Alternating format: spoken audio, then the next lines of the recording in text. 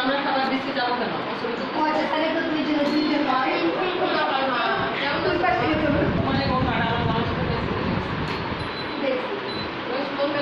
সবাই শ্রীও জল দিব একটু আগে এসে বলছে রিও একটু ইয়াতে পোলাও অল্প একটু নেই শ্রাবণী কি দিব